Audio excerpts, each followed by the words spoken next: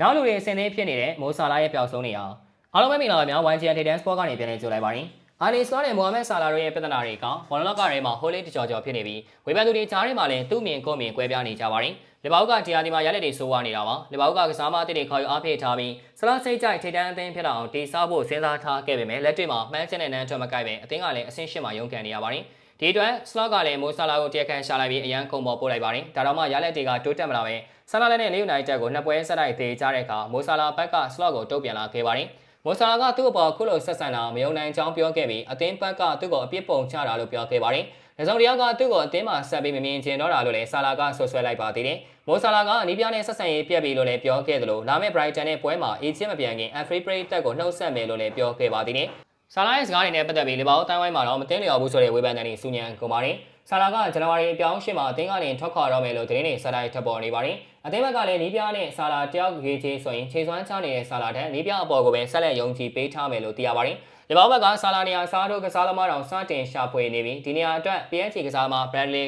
Barcola, Real Madrid ကစားသမား Rodrigo တို့နဲ့ချိတ်ဆက်နေကြောင်းသတင်းတွေထွက်ပေါ်နေပါတယ်။ဆာလာကတော့သူ့ရဲ့အနာဂတ်ကိုမသိသေးဘူးလို့ပဲပြောခဲ့ပါတယ်။ဆာလာကပြီးခဲ့တဲ့ရာသီတွေမှာ Sorry Pro League နဲ့ချိတ်ဆက်မှုတွေရှိခဲ့ပေမဲ့အခုတော့ Man City, Arsenal တို့လိုပြန်ပန်းအသင်းတွေအစီကိုပြောင်းရွှေ့ခြင်းနေကြောင်းလည်းသတင်းတွေရှိနေပါသေးတယ်။မောဆာလာလိုကနဝင်တယောက်နဲ့စက်သိန်းကအခုလိုဖြစ်ခဲ့ရတာစိတ်မကောင်းစရာပါပဲ။ကြည့်ရှုပေးကြတာကျေးဇူးတင်ပါတယ်။